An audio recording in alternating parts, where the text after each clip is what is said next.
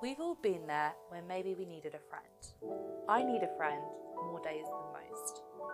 Today's story is about someone who really needed a friend. It's called Helping a Friend.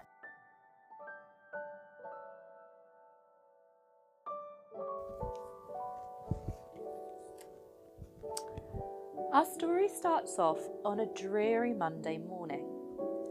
Jacob had nowhere near enough sleep and is around 20 minutes away from being late to his 9 a.m. lecture, and about an hour away from being up and ready to go. Jacob was burning the midnight oil the night before and was completely shattered. Things were starting to look very bleak for Jacob's chance of making it to a very important lecture, when all of a sudden, bang! "Get up, you're going to be late," came through the door. Jacob startled up. He was fuming. There he was, getting some much needed shut-eye. He was so rudely awakened. "I am up," he yelled back. Jacob did not care that this was not true. He would just rather not have to admit the disturbance of his shut-eye, so vital to his education. When Jacob was ready, he went outside, only to his flatmate Morgan looking at him. "Suppose you didn't fancy going to the lecture?"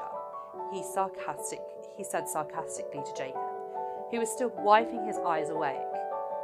"I was just waking up," Jacob replied defensively. "Yeah, at the rate you were going, you might have caught the last 5 minutes," Morgan laughed at him. The two walked out the door on their way to the lecture, and Morgan was still teasing Jacob whilst walking. When they walked into the lecture, their pal Emma was waiting for them.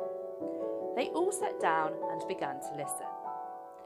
Emma broke the silence with what can be best described as the worst sentence any student can hear. "Did you study for the exam?" Jacob saw Morgan's face drop. Now, in this moment, Jacob had a few options. Laugh at his friend was his first thought. He then had a feeling hit him. Morgan woke him up to make sure that they would actually make it to the exam. He knew he could help his friend, quickly sharing some notes that he had made the night before. "Here, take this," Jacob said, passing him a notebook. Morgan looked relieved. He quickly flicked through and the colour returned to his face. His confidence was back. Emma looked at the two of them. "It's lucky you're here, Jacob.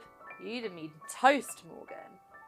The two boys looked at each other, knowing that without each other, they both would have failed the exam. They took the exam and tried their best. Morgan still struggled at points, but the last-minute notes helped make him through. "God, that was tough," he exclaimed to the two after the test.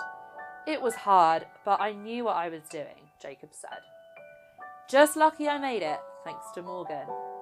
"I would have failed for sure if it weren't for you," Morgan replied. And that just goes to show that even if your friends annoy you, you still will